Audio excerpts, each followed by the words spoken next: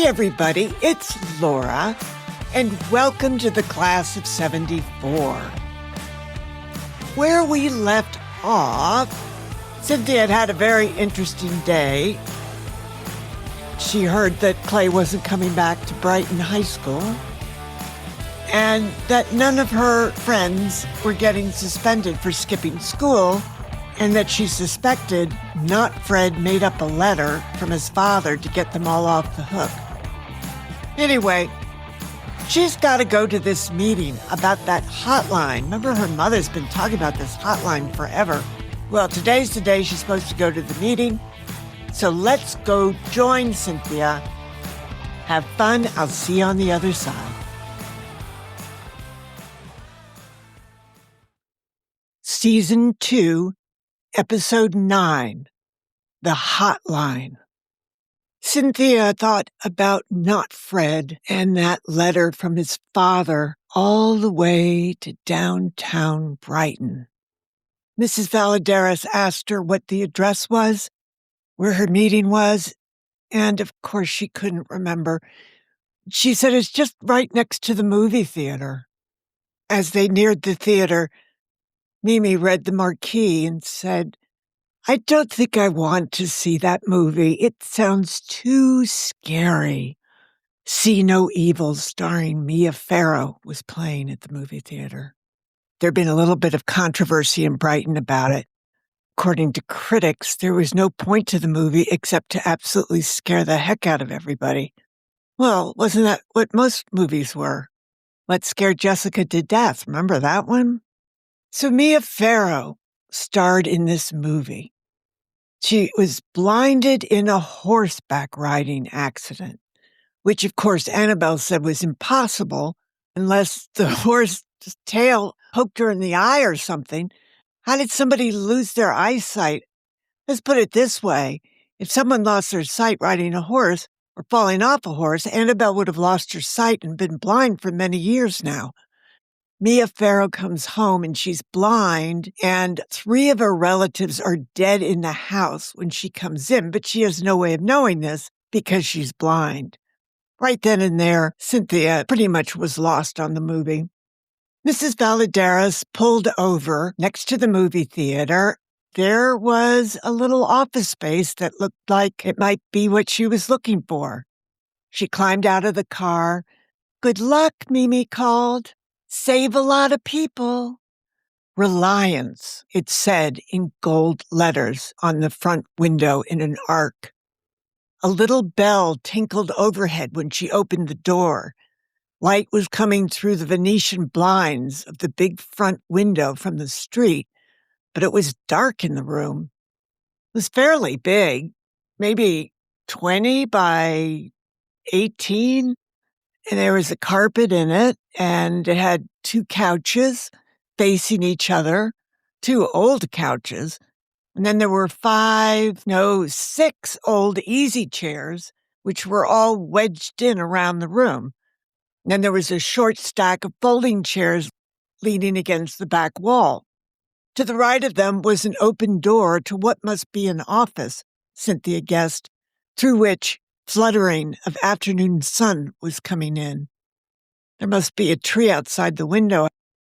There was another room on the right that was raised up a stair, had a central doorway, and on either side of that doorway, most of the walls from about 3 feet up had been cut out so you could see inside it, only it was pitch dark in there and Cynthia couldn't see anything. Suddenly a head appeared at the side of the office door. With the light coming in behind it, she couldn't see the face, only a large head, probably belonging to a man, and either he was very tall or he was on a stepladder. "Hi." His voice was very deep. He could be a giant. "Hi," Cynthia said. "I think I'm very early for the meeting." There was a pause. "A meeting with me?" Now Cynthia paused. Since she didn't know who he was, she didn't know if the meeting was with him or not, but he must be the guy, the one her mother told her about, whose best friend in high school had killed himself while he had been away on vacation with his family. I was told there was a meeting at 4 o'clock for kids who were interested in volunteering for the hotline. Oh, the giant said, with a realization dawning. That meeting. The head disappeared. Crap, I completely forgot. She heard the old-fashioned dialing of a phone, kind of desk phone that had a metal dial. She looked around the room. People must have donated this furniture because it resembled every basement playroom she had ever been in. She heard the man hang up the phone. Then she heard a match strike and, moments later, saw a curl of cigarette smoke making its way out the door. "So what's your name?" the deep voice called. "Cynthia." "Cindy," he called back. "Could I trouble you to come in here and take these applications for me and put them out there?" "Sure." She limped through the doorway. It was an office with a massive old wood desk, one of those old-fashioned thick mahogany chairs like Bob Cratchit had in Ebenezer Scrooge's office, 2 filing cabinets, and pinned on the wall was the same TWA calendar that hung next to the phone in the Schuyler's kitchen. This month, the picture was of Hong Kong Harbor. A lot of people cut these pictures out and framed them. Her father did that, but her mother wouldn't let him hang them upstairs, so they were all down in the basement with his National Geographics. On the left-hand wall, there was an enormous bulletin board with all kinds of pieces of paper thumbtacked to it. The man was practically a giant, like 6'4" or 5. He had nice blue eyes, but his hair was thinning. He was wearing blue jeans, like a kid would, but he wasn't a kid. He was maybe 30. The sleeves of his Oxford shirt were rolled up, and he had kind of a cool leather belt on. "Ah," he said, looking down at her mother's Audrey Hepburn flats. "You're a dancer. Ballet, am I right?" "Actually, I sprained my ankle," she began. "Oh, so you're a bad ballet dancer."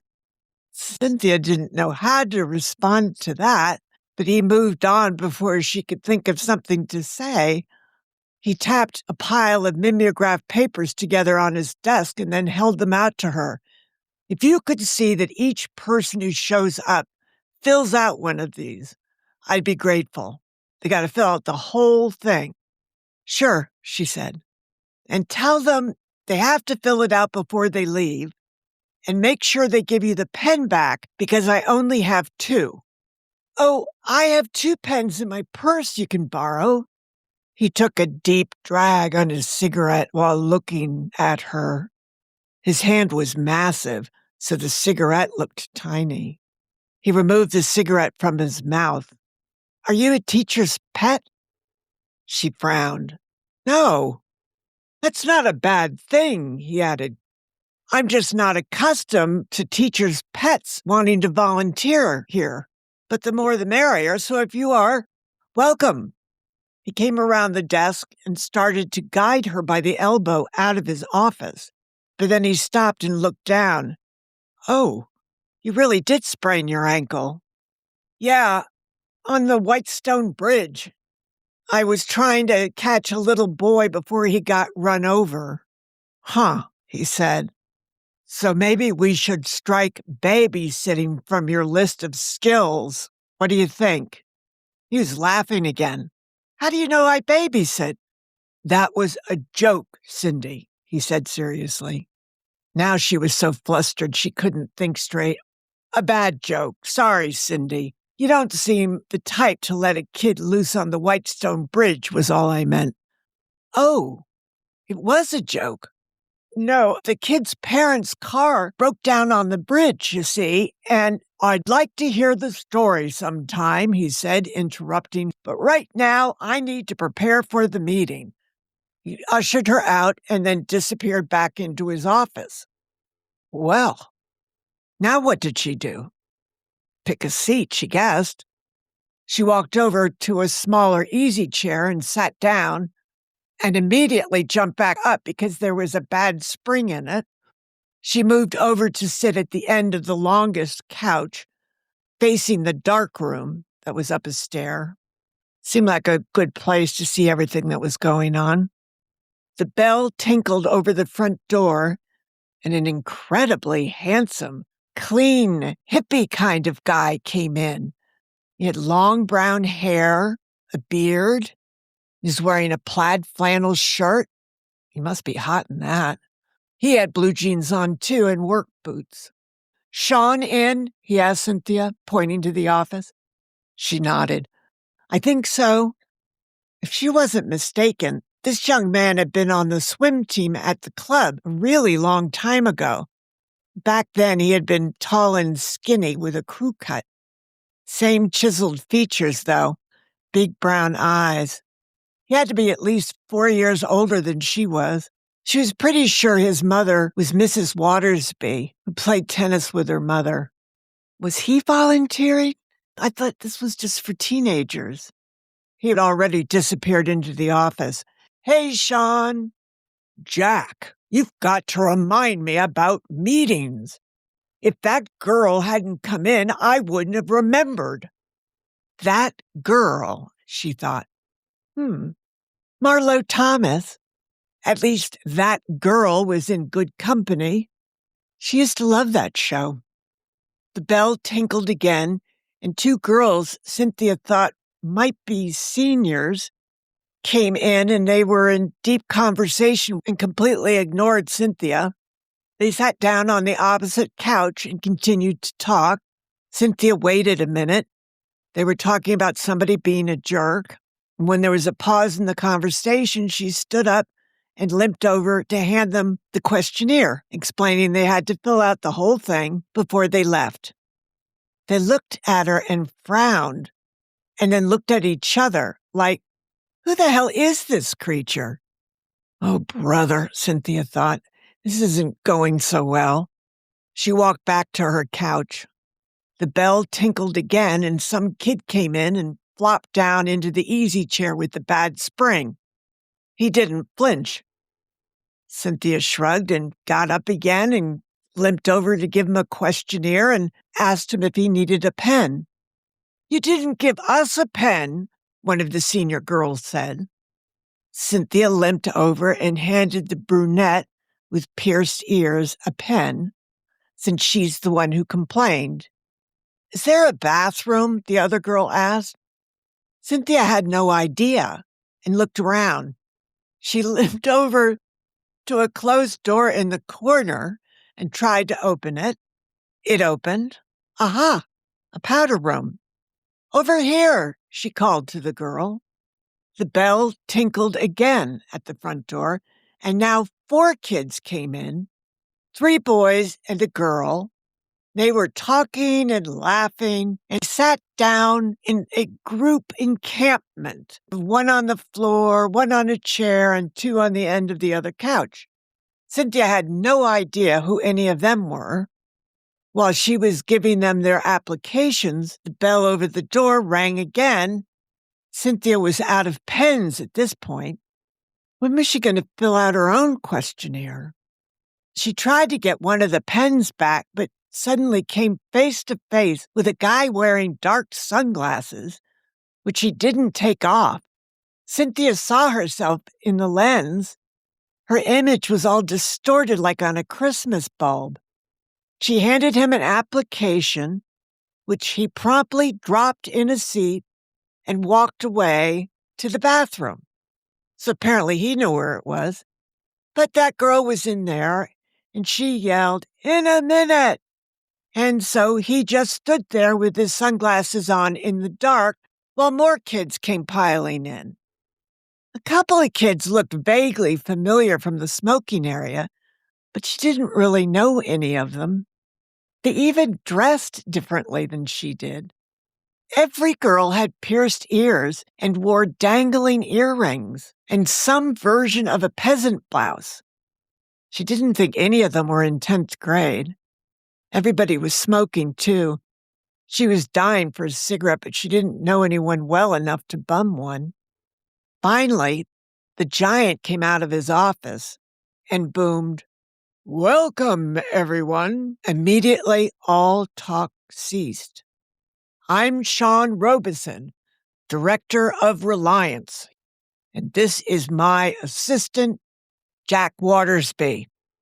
Ah, she was right. Does everybody have a questionnaire? There seemed to be some confusion about whether people did or did not have an application. Now, Cynthia knew she had handed them applications. So if they said they didn't have one, they weren't telling the truth. She decided that all these kids looked like they smoked pot. Not tonight, but they just looked like that type. You know, kind of like hippies. But the hippies were the 60s. The hippies weren't really now, were they? Oh, she didn't know. He started talking about who he was and what Reliance was and what a hotline was and how important it was that they fill out that application before they left tonight. Why did they want to volunteer? The training for this hotline is going to be a minimum of 2 evenings a week for 3 hours each session for 3 weeks. And then there would be a 24-hour marathon training session one weekend, and they would take a written test. And if they passed, did he tell them that they have to have an interview with him just to get a feel for what they were like? Although, he assured them, everybody would know each other very, very well by the end of their training. Nobody said very much. He gave them a little tour. Actually, Jack gave them the tour. In that room that was dark, that was up a stair, that was actually where the hotline was. And there were 2 of them on either side of a wall. And if one phone was busy, then if another phone call came in, it flipped over to the other side. Now, on every shift, there will always be 2 people, preferably a boy on duty with a girl, just for safety reasons. Now, if they were accepted to the program, they would be expected to volunteer for 1 4-hour shift a week. That was it. But they couldn't miss. And did he mention that they couldn't miss any of the classes and the training sessions either? Then all of a sudden, this guy, Sean, announces they're going to do a role-playing call just to give them an idea of what the training's like. And he called on Cindy to come over. She limped across, and she thought if he says that she's a bad ballet dancer, she was going to bust him in the chops. But he didn't.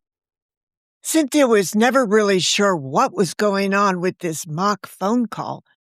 He just told her to sit on the floor, and then he held up an imaginary phone to his ear.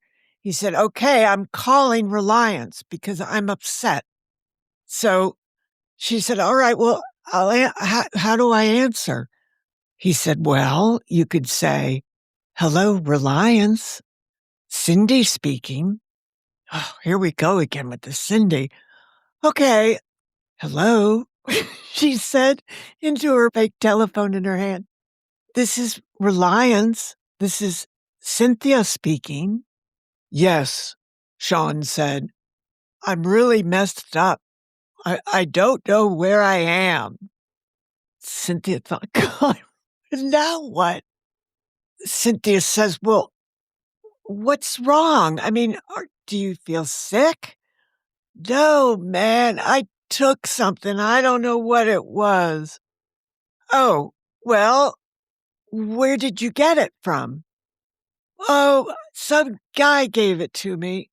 I don't know what his name is, but I feel really sick, and I want to jump out the window." "Well, no, don't do that," Cynthia said. really, no, you need to just take a deep breath.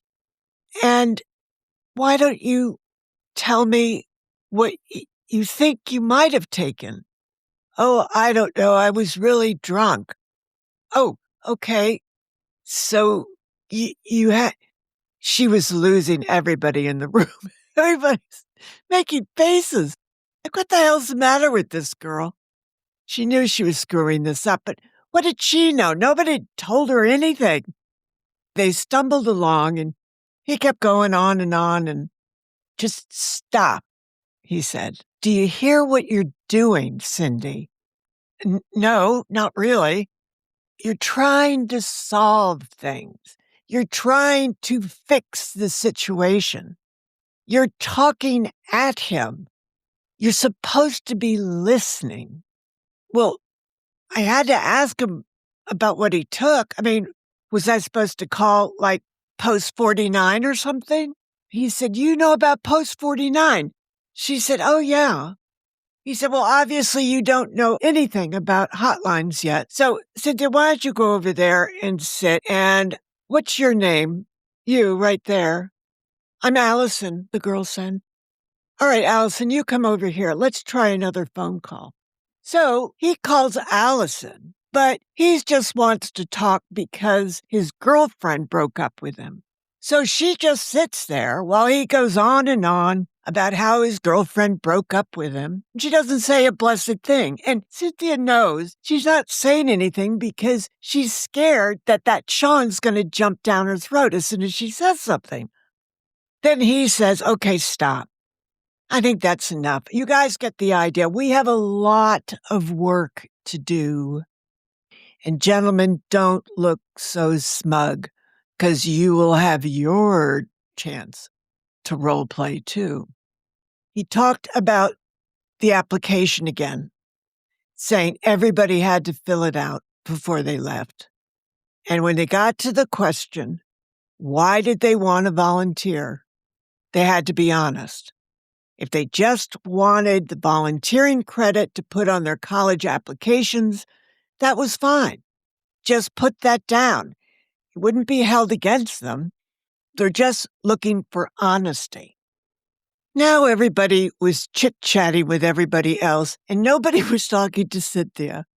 She didn't blame them. She worked on her application, but she didn't have a pen because they all had her pens, and they never gave them back, and that one girl lied about it. Finally, she found a pencil in her purse, and she used that. How had she heard about Reliance? Well, she said the truth. Reverend Theodore at St. James Episcopalian Church had talked to her mother about it and said he thought Cynthia might be the right kind of volunteer. Cynthia thought nothing else Sean should know he had a supporter there at that church, so she made a little star and then she put a little footnote at the bottom. Reverend Theodore, very supportive of what you're doing. And then she thought, oh man, here I am. Now I'm being the goody-goody. But she wasn't being a goody-goody. All right, she's just going to leave it. Move on to the next question. Next question was, why did she want to volunteer? She thought, well, what the heck? What did she have to lose? She'd completely blown everything thus far. So she wrote down the truth. She wanted to learn how to handle situations that nobody ever wanted to talk about. Like Sean said when he was talking before, sex or drugs or kids feeling suicidal or lonely or picked on, which Cynthia felt like she had been picked on. She just finished the application. She didn't even know what she said. All right. Should she try to talk to him or to, what's his name, Jack? Or should she just leave, trusting if she was accepted for the training, maybe she'd get to know everybody? Nobody was going to talk to her. All right, that's it. That guy, Jack, is flirting with those two senior girls, particularly that attractive one, Allison, the one who took her pen and didn't return it. Anyway, she left. She just left. She left without getting her pens back. She walked out the door. She limped down the sidewalk and she headed for home. Her ankle was killing her, but she didn't care. She felt completely humiliated and about 1 inch tall and dumb and stupid. And she didn't even know what the hell had been going on. And she'd been there for 2 hours? 2.5 hours? And she didn't know what went on. And every time she thought about that role playing, she just cringed and started to cry. I mean, it was so humiliating, the whole thing. She walked all the way home on her sprained ankle and walked in the house, and she went up to her room. Mrs. Valadares came up to ask if she was all right. She said, yeah, she just needed to lie down for a little bit with her ankle. Mimi came in and said, did you want to talk about anything? She said, no, Mimi, I just need a minute, if that's all right. She said, okay. She closed the door. Then Mrs. Valadares came in with an ice bag. Why don't you put this on your ankle? Later, we'll take the bandage off and let me look at it. And Cynthia thanked her, trying to hang on. There were so many things she needed to do, so many things she needed to figure out. But right now, all she could think of was how dumb she had sounded sitting on the floor doing that stupid roll call. And what did he say? She was a bad ballerina then, right? Well, that was pretty funny when she thought about it. The phone was ringing. She wasn't going to get it. Oh, unless it was Clay. Yeah, she wasn't going to get it. All right. Mimi said that she'd get it, and Cynthia just waited. And then she heard Mrs. Valadares say, Cynthia, up the stairs, the phone call is for you. It's a man from Reliance. What? A man from Reliance. She got up, wiped her eyes, and limped into her parents' bedroom and picked up the phone. I've got it, Mrs. Valadares, and waited for her to hang up. Cindy. She thought, well, what the heck? No, you know what, Sean? My name is Cynthia. I wish you wouldn't call me Cindy. Then he laughed. He said, well, why didn't you tell me that before?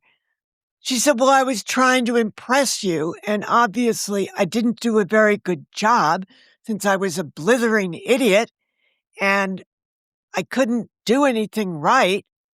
He said, whoa, slow down, Cynthia. You did a lot of things right. In fact, I'm looking at your application, and I'm thinking you're like the only person who filled it out well. Everybody else, I don't know, they just write down what they think I want to hear. And I like your answer about wanting to learn about the things that everyone's scared to talk about. You understand. I think you really get it. And just for your information, I was putting you through the ringer today. I was putting you through what we fondly call a stress test. Just push you and push you. Nobody explained anything to you. I didn't tell you what you're supposed to do in the role-playing call. I just threw you in there, and by golly, you stuck to your guns, and you tried. And you didn't give up. You didn't say, screw you, and leave, which most kids would have done. But you didn't. You stuck to your guns, and I like that. And I like you. And you're the youngest volunteer, by the way. No one else is 15 in this group. Most of them are seniors who want to get into college. Anyway, I just wanted to call you and tell you that Jack and I were just reading your application out loud, and Jack said, this footnote, this is the first time we ever got a footnote letting us know that we had a supporter, that one of the heads of the churches likes what we're doing here. So we're very appreciative of that too, Cynthia. When she got off the phone, she just sat there, stunned. She She did? She was good? She was supposed to mess up? Oh boy. She really thought she was in over her head on whatever this was with these hippies. But she would go back. She'd do the training. And she might be good at this, because he said she got it. She got it. Things that people can't talk about. Yeah, she got it.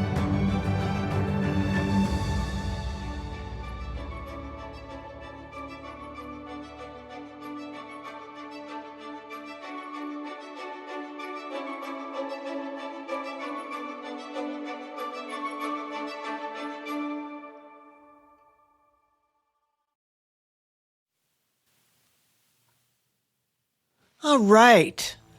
Way to go, Cynthia. You completely messed everything up, had no idea what was going on, and apparently that was the perfect thing to do. So even when you're bad, you're good. Anyway, I hope you enjoyed yourself, and I will see you next week. We have a lot coming up because the next day is the first football game. I promised one of my classmates I was going to do something, and then I promised another classmate I was going to do something. And they've been very patiently waiting almost a year. Think of that, a year, and we're not even at the football game yet. I want to thank all the members of the Detention Club at the Class of 74 podcast at Patreon. You have a wonderful week and have a wonderful time, too. Get out there, do a little socializing. But just remember, we don't drink and drive anymore. Ever. You are allowed to have fun. So that's what you're going to do, and I'll see you here next week. And I want you to be well, and God bless. Bye.